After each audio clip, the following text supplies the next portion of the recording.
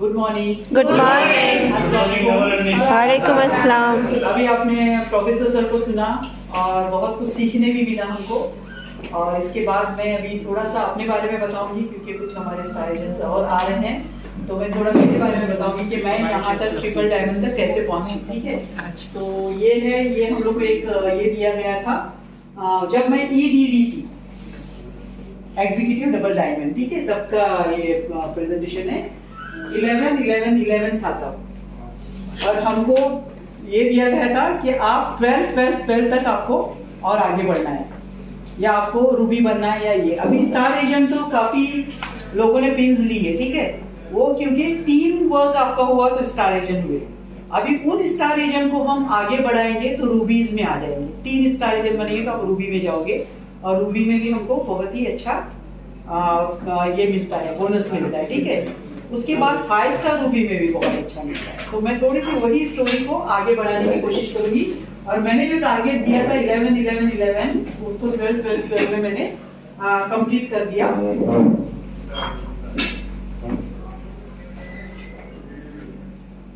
Doctor लिन के साथ जब मलेशिया गई थी, मलेशिया भी मैं 3 बार, सर ने तो 75 के ऊपर कंट्रीज बोले हैं, उधर तक अभी नहीं पहुंची हूँ। मैं 22 कंट्रीज तक पहुंच चुकी हूँ, जा चुकी हूँ रिएक्शन से और प्रेजेंटेशन वगैरह देने के लिए। तो डॉक्टर लिन ने बहुत ही अच्छा हमको स्टेज दिया हुआ है, और मैं चाहूँगी इसको समझ के चलना है और अच्छे से करना है, ताकि हम भी बहुत आगे बढ़े और गोल्डन वीजा ले। अभी गोल्डन वीजा तो हमारे मुंह पे चढ़ा हुआ ही रहेगा। ठीक है, सर, मैडम, और मैं जहाँ पर भी मैं जाती हूँ तो सर के साथ और मैडम के साथ मेरी पिक्चर रहती है। और जैसे उन्होंने कहा कि डॉक्टर मेरी वाइफ थी, उन्होंने अपना क्लिनिक बंद किया, और मैं क्लिनिक देख चुकी हूँ कितना बड़ा जगह पर था, और उन्होंने क्लिनिक बंद किया। क्लिनिक इतना साल चलाने के बाद बंद करना कोई इजी काम नहीं है, लेकिन उन्होंने DXN में अपना फ्यूचर समझा और उन्होंने इसको क्लोज किया और इसमें आ गई और क्राउन एम्बेसडर तक पहुंचे। मिस्टर फातमी गनी की बात करते हैं, इज अवर अपलाइन, मेरे अपलाइन है, और हम लोग डॉक्टर रंजन सर के अंडर में तो है, डॉक्टर रंजन के अंडर में हम लोग भी आ जाते हैं। तो ये टीम ऐसे हमारा चलता आया हुआ है। तो ही इज ऑल्सो बहुत हेल्पफुल है, बहुत हेल्प करते हैं लोगों की, और बहुत कुछ हमारे लिए कर रहे हैं। तो इसके बाद ये मेरा जो स्पीच था उस वक्त, और उस वक्त मेरा स्पीच मतलब मेरे हस्बैंड का देहांत हुआ था उस वक्त में, 11 में ही हुआ था, लेकिन 12 तक 11th को जब हमारा मीटिंग हुआ था उससे पहले मेरा उनका देहांत हुआ था। लेकिन मैंने एक अपना ये बना लिया था कि नहीं, मैं इससे बहुत आगे बढ़ूंगी, इसी से मैं अपना फ्यूचर बनाऊंगी अपने बच्चों के लिए। ये हमारा जब मीटिंग हो रहा था, डॉक्टर अस्मा वगैरह, डॉक्टर रंजन, काफ़ी लोग इसमें आए हुए थे इसमें, और मेरे हस्बैंड। ये लास्ट मीटिंग उनका बैंगलोर में, बैंगलोर हम गए थे, हमारा बेटा वहाँ पढ़ता था तो हम वहाँ गए हुए थे, और मेरी मीटिंग्स भी थी। तो वो मुझे छोड़ के जा रहे थे, लेकिन बारिश शुरू हुई तो वो ऊपर आ गए। तो मैंने दूर से पूछा क्या हुआ, तो बोले बारिश हो रही है। बोले चलो थैंक गॉड कि ऊपर मेरी मीटिंग तो सुनने आ गए। यहाँ दुबई में तो सुनते थे, लेकिन मीटिंग सुनने आए। तो लोगों ने उनको कहा कि सर आप भी कुछ स्पीच दीजिए, तो उन्होंने वहाँ पर स्पीच दी थी, and this is last speech उनकी। इसके बाद उन्हें 20 दिन के बाद उनका देहांत हुआ था। तो लास्ट स्पीच में उन्होंने यही कहा कि आप अगर इस पड़ोस को लेके चलोगे, जैसे आप अगर मिट्टी को भी शिफा की नीयत से खाते हो तो आपको शिफा मिलेगी, लेकिन ये पड़ोस को आप जैसे लेके चलोगे तो आपके हेल्थ के लिए बहुत अच्छा है, आप इससे बहुत कुछ कर सकते हो। और हम लोग देखो, हम लोग को अल्लाह नजर नहीं आता है ना, लेकिन हम मानते हैं कि अल्लाह है कहीं पर, भगवान नजर नहीं आता, लेकिन हम पूजा करते, पत्थर रख के उसकी पूजा करते। लेकिन वही आपके दिल में यकीन होना चाहिए कि मैं इससे कुछ कर सकता हूँ, तो आप बहुत कुछ कर सकते हैं। बहुत सारी बातें उन्होंने कहा, और इतने लोगों में उन्होंने ये भी कहा, प्राउड ऑफ माई वाइफ। आजकल ऐसा कोई नहीं मिलेगा हस्बैंड जो बोलेगा मैं अपनी वाइफ पे प्राउड करता हूँ। तो वो मेरे लास्ट वर्ड्स उनके बहुत ही काम आए, और मुझे मतलब उसमें मोटिवेशन मिला। तो उन्होंने यही कहा सबके सामने, क्या प्राउड ऑफ माई वाइफ, तो वो बहुत कुछ कर रही, बहुत आगे बढ़ रही है। ये हमारी फैमिली, मेरा बेटा, हस्बैंड और मैं। और ग्रेजुएशन, बच्चों का ग्रेजुएशन था, जब उनका इंतकाल हुआ तब मेरे पास कुछ नहीं था, उनका बिजनेस अपना था। तो उन्होंने 2008 में जो बिजनेस डाउन हुआ उसमें उनका भी बिजनेस में प्रॉब्लम आ गया था। तो मेरे पास कुछ भी नहीं था, लेकिन मेरे पास था, DXN था, और उनका जो कुछ लिया उनका जो क्वेश्चन था, उन्होंने जो मुझे अप्रोच किया और उन्होंने जो कहा कि तुम जो कर रही बहुत अच्छा है, तो वो मेरे लिए बहुत मोटिवेशनल हो गया था।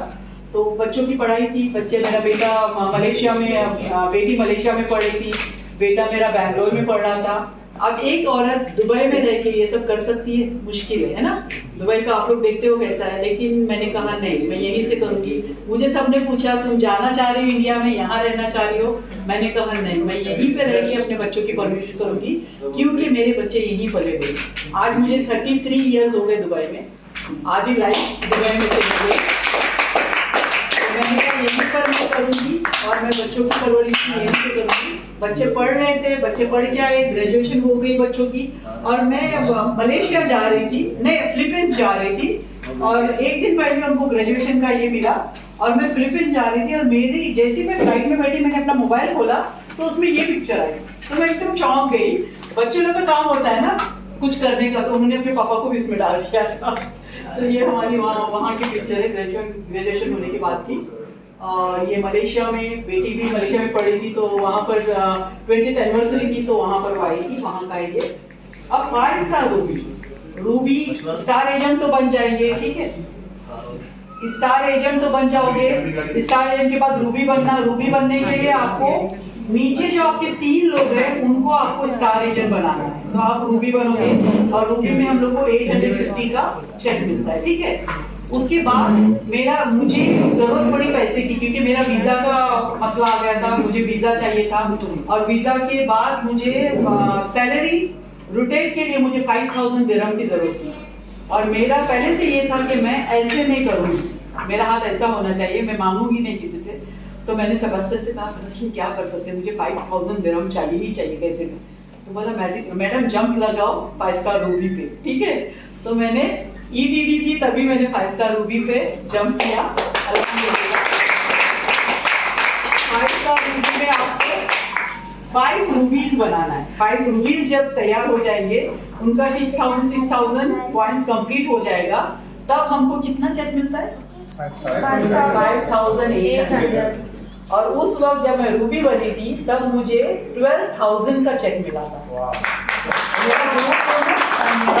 रूबी का 12,000, तो मैंने 5,000 अभी तक मेरे रोटेट हो रहे मेरे सैलरी में, और बाकी सब मैंने अपने बच्चों के पढ़ाई में और इसमें लगा दिए थे। तो अभी आपका स्टेज शुरू हुआ है, स्टार एजेंट आपने कर चुके हो, अभी आपको रूबी बनना है अपने से, और आपके अंदर में वैसे ही 5 रूबीज तैयार करने, तो आप बहुत कुछ कर सकते हो।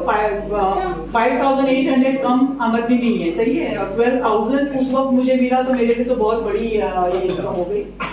गाड़ी ले लिए, बेटा ने गाड़ी लिया 4 व्हील, मेरी गाड़ी हो गई, सब रिएक्शन से, सब मुझे कहीं और से इनकम वगैरह नहीं थी, कोई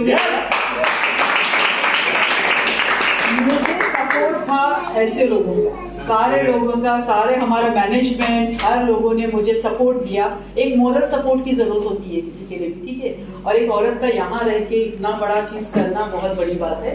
तो टचवुड अल्हम्दुलिल्लाह, ये मेरा ESSD का पिक्चर है। और हस्बैंड ने एक चीज और भी अधूरी छोड़ के गए, उन्होंने घर का जगह लिया, मतलब NRIs के लिए बंगलोज बने बॉम्बे पूना हाईवे पे कपोली में, तो उन्होंने जगह ले दी वहां पर, मतलब ये दे दिया, एडवांस दे दिया कि एक घर बन जाए। 10% दिया था उन्होंने, लेकिन अल्हम्दुलिल्लाह ये ऐसा था, उसके बाद ऐसे हो गए। ये सब 400 बंगलोज में मेरा भी एक बंगलो है, मैं बताती हूँ। ये मेरे डैडी, मम्मी डैडी आए थे मेरे घर पे, ये मेरा बंगलो है, 4 बेडरूम विला बना हुआ है पहाड़ पे। उनका एक ही सपना था कि रोशन रिटायरमेंट के बाद हम जाएंगे कपोली में, पहाड़ पे रहेंगे, लेकिन कोई बात नहीं, मैं उधर वहाँ कुछ करना चाह रही हूँ रिएक्शन के लिए ही इंशाल्लाह। मम्मी डैडी भी आए थे वहाँ पर। ये मेरा बंगलो है, ये ऊपर से पूरा पहाड़ी झरने बहते थे, इस तरह बारिश के टाइम पे बहुत अच्छा मौसम होता है। और अभी मैं जा रही हूँ जुलाई में, तो बारिश ही में जा रही हूँ, तो बहुत ही अच्छा लगता है वहाँ पर। ये डॉक्टर सवेरा भी आए थे मेरे घर पे अपनी फैमिली को लेके, सबका है ये। तो फ्रीडम है ये इसमें हमारे रिएक्शन में। अब रिएक्शन 2020 में बच्चों की शादी हो गई। 2020 में ये ग्रेजुएशन हो गया, ये बंगलो हो गया, यहाँ पर ही मैंने बेटी की शादी की। बेटी की शादी हो गई 2020 जनवरी को, और 1 महीने के बाद फरवरी में बेटे की शादी हो गई। तो ये सारी चीज कहाँ से मिली? DXN से। मैंने कहीं काम नहीं किया, कुछ नहीं किया, फुल टाइम DXN। मेरे पार्लर मेरे 2 पार्लर्स थे यहाँ पर। मैंने पार्लर बंद कर चुकी थी 1 साल पहले जब DXN में मैंने ज्वाइन किया, और मैं DXN तब से लेके अभी तक 15 साल हुए। लेकिन उस वक्त थोड़ा हस्बैंड की तबीयत खराब हो गई थी, तो मैंने DXN 2 साल में किया। खाते थे हम लोग, मैं प्रैक्टिस कर रही थी, खा रही थी, सब कुछ कर रही थी। लेकिन 2 साल के बाद फिर मैंने शुरू किया। उसके बाद हस्बैंड थे 1 साल, और फिर उनका इंतकाल हुआ, देहांत हुआ। लेकिन बिना हस्बैंड के एक लेडी कुछ नहीं कर सकती। मैं आप लोगों को इसलिए बता रही कि मैं लेडी होके मैंने यहाँ रह के सब कुछ किया। बच्चों की पढ़ाई भी फिनिश हो गई, बच्चों का शादी भी हो गया। मेरा जो ड्रीम था, ड्रीम बोलते हैं ना, आंख बंद करके खोलने से ड्रीम नजर नहीं आता, आंखें खोल के ड्रीम देखो और सोचो कि मुझे ये ड्रीम पूरा करना है अपने बच्चों के लिए। आप लोग बांग्लादेश से, नेपाल से, जहां से भी आए, अपनी फैमिली के लिए आए हैं यहाँ पर, तो फैमिली के लिए ये सोचो कि मैं अपने बच्चों के लिए कुछ करके जाऊंगा। जैसे शाहदाब की बात की सर ने, शाहदाब भी जब था जिंदा, बहुत अच्छा बच्चा था, बहुत अच्छा। 2 दिन पहले मेरे से बात कर चुका था। तो उसका इनकम उस वक्त 2000 था, और वो बोलता था मैडम हम लोग करेंगे, हम लोग आगे बढ़ेंगे, हमेशा बोलता था। और आज उसके मरने के बाद उसको 4150 का इनकम आ रहा है, और वो इनकम उसकी फैमिली को मिल रहा है। तो सोचो, हमारे मरने के बाद ये हमारा जो बिजनेस है, हमारी फैमिली के हिसाब से आप सोचो कि हम अपने बच्चों के लिए कुछ कर रहे हैं, तो आपके बच्चों का फ्यूचर यहाँ पर बन सकता है। क्योंकि आप जो जॉब करें, जॉब का आपको इनकम जो मिलेगा, रिटायरमेंट इनकम मिलेगा, उस इनकम को आप लोग कहीं लेके नहीं जाएंगे, खत्म हो जाएगा वो। लेकिन DXN का इनकम कभी ना खत्म होने वाला इनकम है, तो कोशिश करो इसमें ये करने के लिए। और अभी मैं इतनी खुश हूँ कि मेरे साथ मेरी ग्रैंड डॉटर भी है, और मैं उसी के साथ बिजी रहती हूँ। सुबह में उसके साथ में बिजी रहती हूँ, क्योंकि बेटी जॉब पे जाती है, और मैं सुबह में उसके साथ में बिजी रहती हूँ। तो ये मेरी स्टोरी है पूरी, आप लोगों ने सुनी। और मैं आज समझती हूँ कि आपने मेरी अगर स्टोरी सुनी है, तो आप ये स्टोरीज, हम लोग की जो स्टोरीज होती है ना, वो शेयर किया करो लोगों से, ताकि लोगों को पता चले कि हाँ DXN में कुछ है।